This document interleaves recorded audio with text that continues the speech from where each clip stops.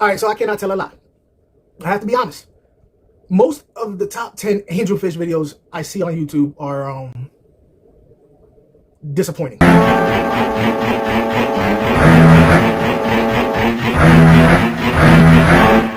I've watched a lot of top 10 angelfish videos, and for the most part, they just show you different color angelfish. When the truth of the matter is, there are angels out there that most of you may not know about that are different. They do stand out. For the most part, designer angelfish, that's what I like to call them, are the same except for that they have different colors. But in this top 10 video, we're going to be talking about some real special angels and what is it that makes them special.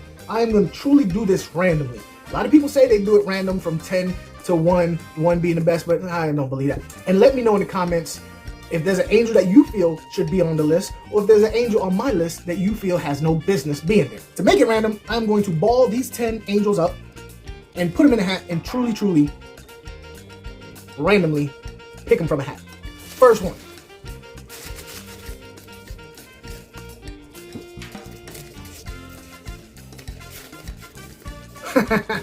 Peruvian Altum.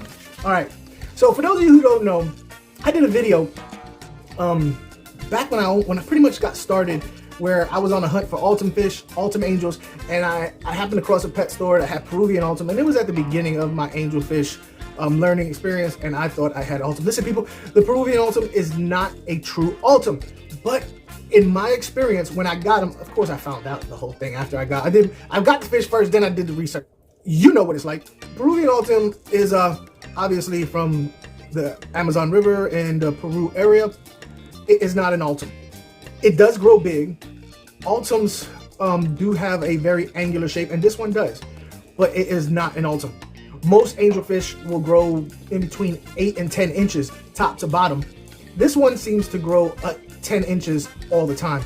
The ones I had did have a nice blue iridescence to them. If you get a chance to get them, do not be ashamed of them. They make a beautiful specimen.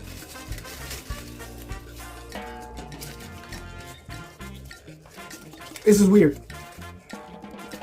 Rio Nanay, or Nanay, however you want to say it. I like saying Nanay, so I can say Nanny boo boo. All right, so the Rio Nanay, to me, no BS. It also comes from the Peruvian region of the Amazon, and I don't know why, but some people call the Rio Nanay a Peruvian Altum and a Peruvian Altum a Rio Nanay. I don't know why. To me, they're completely different. In my personal opinion, and listen, you can take this to the bank. Altums are beautiful, but the Rio Nanay, color-wise, there are no wild angelfish that come close to the Rio Nanay's color. They have a very strong iridescence to them. The spots that come on them will come in different variations of blues and reds and stuff like that. I have never had this fish, but I am truly on the hunt for them. Unfortunately, I have seen them at the shops, but I wasn't convinced that they were truly Rio Nanay. I was about to say Rio Nanay Ninja Turtles. I wasn't convinced that they were truly Rio Nanay. When they're small, pretty much a Rio Nanay would look like a zebra or anything like that, and the people at the pet store couldn't convince me otherwise. And to be honest with you, the only online stores that I've seen these fish being advertised, I don't know anybody who's dealt with them, and I really am afraid of getting fish online unless I know the people I'm getting them from or somebody I trust vouches for them.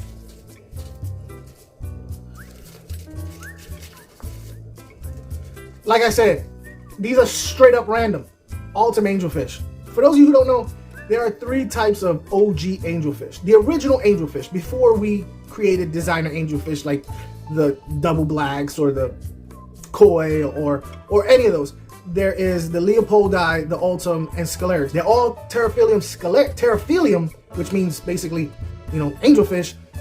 But there's Scalare, Altum, and Leopoldi, which kind of breaks them up into 3 subcategories. So while they're all Pterophyllum cichlids, the ones you buy at the pet store, the designer ones, pretty much come from the Scalare line. Well, traditionally, that's starting to change, but traditionally come from Scalares. The Altum is arguably, like I said, I just went over the Rio Nanay, the most beautiful of all the angelfish. They do get larger. I've read where there's been some angelfish from top to bottom have got up to 15 inches. They are larger than the normal angelfish. Their colors are pretty bold. They have the boldest stripes of all the other angelfish, and a lot of people seem to think that they are more difficult to keep than other angelfish. But as far as having the holy grail of angelfish, yeah, that's pretty much the one, the Altum. It's what all angelfish keepers strive to breed.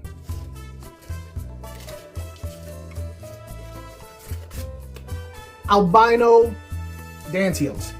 Now I'm a little, I don't know what's going on, because all these fish that I'm talking about seem to be, you know, in the same category. Albino Dantiums.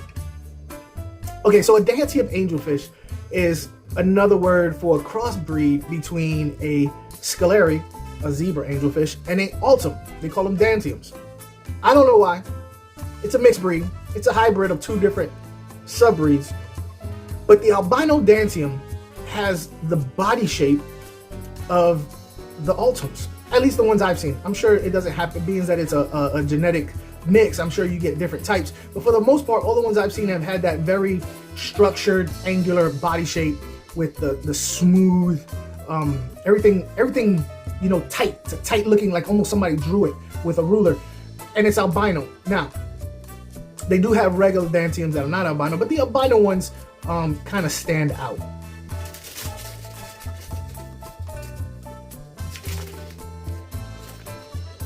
Red-shouldered Manacapuru. Look, I've never been able to say that name correctly, so don't judge me. So red shoulders is what we're going with. That's how most people know them, because you can tell people, oh, the red-shouldered, and in the same sentence, well, have you ever seen a Manacapuru? And they'll probably say no. The fact is, the red-shouldered. Listen, the thing about the red-shouldered is, as far as wild angelfish go, people know about the Altums, and the second one that is most common to the average person is the red-shouldered, and it's because of that red blaze that goes from, a lot of times, the top of the snout all the way going right up its dorsal fin, and even past that to the base of the tail in some cases. Striking fish. This is also a fish I've never had, but it's also a fish that angelfish keepers are in their bucket list. So it is a Scalare, so you know it's gonna stay in that 8 to 10 inch range. I give it more 8. Ridiculously brilliant colors, and I don't even like the color red, to be honest with you, but I definitely would rock with this fish. Bang! Oh boy, I did a video a while back, a couple years ago. I think it was like 2 or 3 or something like that, on the pink or glowing angelfish. They're not available in stores, at least not of yet. You're not going to be able to buy them. And the last I heard, there were offers from people with money trying to get them, even though they're not available to the public. You know how rich people are. They always want to get stuff. They think they're entitled to stuff. You know what I mean? They're going to use it, throw their money around and get it before everybody. The last I heard, there was an offer for these angelfish at 14 grand. Now, what makes these fish so special is not that they caught, well, 14 grand for one angelfish. Yeah, that's kind of special. But like their name suggests, the pink glowing angelfish is that they glow in the dark. They have been genetically engineered by a bunch of scientists with absolutely nothing else to do with their lives and their smarts but to inject fish with the cells of jellyfish or other types of bioluminescent creatures to create this. As far as I know, they do not breed true. They have to, or was it that? I think the way it goes is they have to be injected with the cells of the bioluminescent creatures while they're in the egg. I'm not sure. They came out, you heard a little hoopla about them, and then it kind of just died away when people realized they weren't for sale, so people moved on to the next thing. I'm sure when they do come on the market, you'll start hearing more about it. These fish, like the other glowfish, are going to end up with a patent. So you can buy these fish and you can breed them, but you're not going to be able to make money off of them because that would be illegal.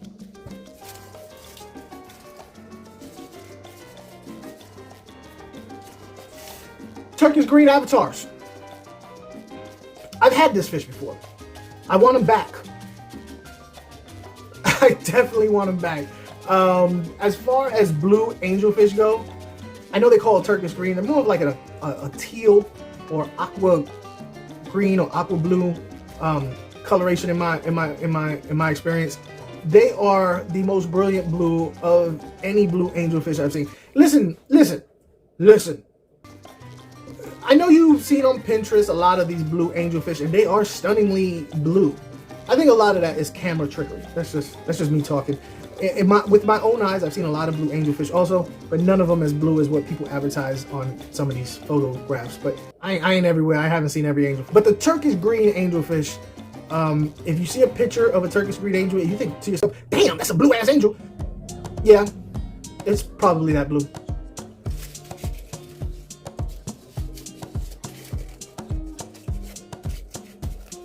Boom, Leopoldi. Leopoldi is one of my favorite angels. Real angelfish keepers, I think 8 out of 10 true angelfish keepers who keep wild angelfish will put Leopoldi way up on their favorites.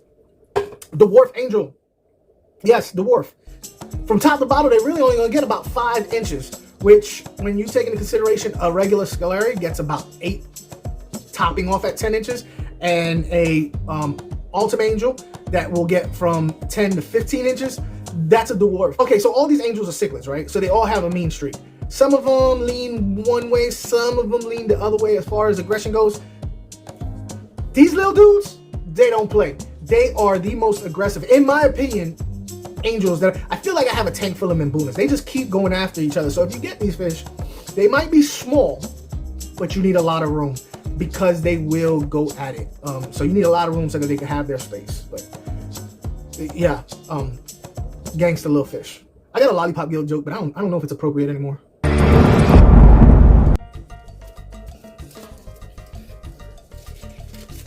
What we got? What's next? Triple black red-eyed veil-tailed angelfish. Now this, you guys might be like, what is it doing on your top 10? What's so special about? Let me tell you something about the triple black red-eyed veil-tailed angelfish. Like, they're the black hole of the angelfish. Their skin has no light bouncing characteristic. They are literally look like a shadow, a flat matte black shadow, and no light angles will you can't really see any body characteristics or like lines or stuff like that. If you see this fish full grown swimming, it is, I don't know why they call it, they should call it like the Grim Reaper angelfish, because it's just, especially with the flowing black fin and with the red eyes. In fact, I am going to listen, I'm gonna make a quadruple fifth tuple angelfish, black veil tail red eyes, and I'm gonna call it the Grim Reaper angelfish because it reminds me of the Grim Reaper. Flowing black cape, red eyes, just darkness, everybody, darkness. The Bulgarian seal point. The Bulgarian seal point is my holy grail fish. I got a lot of fish I want, but before I die, I need me a colony of full-grown Bulgarian seal point angelfish. First of all, let me tell you what's so special about this fish. Most angelfish you see, the koi, the marble, zebras, all those type of fish with patterns or stuff like that, usually their patterns vary from fish to fish. This particular fish that was I believe it was cultivated in Germany. The Germans are gangsters when it comes to their fish, especially their genetic tomfoolery with angelfish. They do an incredible job. And I believe, I don't know why they call Bulgarian. Bulgarian seal point, pretty much every one of them fish genetically are almost like carbon copies of the next one, physically speaking. Their fins are black, their body's white, and they have a yellow snout. Do you know how hard it would be to get those 3 characteristics prominent and to breed true without any variations? That's nuts. You need these fish in your life. You just do. Hold up, wait a minute. Listen, the one fish that wasn't on this list because I lost my scrap of paper and I didn't realize it was the marble angelfish. I was like, what? Marble angelfish. That's a common angelfish. What is it doing on your top 10? Well, let me explain to you. Have you ever heard people say the best dog I ever had was an old mutt junkyard dog that lived forever and his health never had problems? Same thing for this particular fish. In my personal opinion, the marble angelfish, because basically by nature it is a mutt, it is a mixture of all different types of angelfish. Basically, it's healthier, it grows faster, it grows better, they breed better. So as far as angelfish go, these are the easiest to keep, and that's why they are on my top 10 list. Most other angelfish top 10 lists have the same fish over and over again, and with no apparent reason as to why they're there. This one, I hope you enjoyed. I hope you learned something. Let me know in the comments what you think.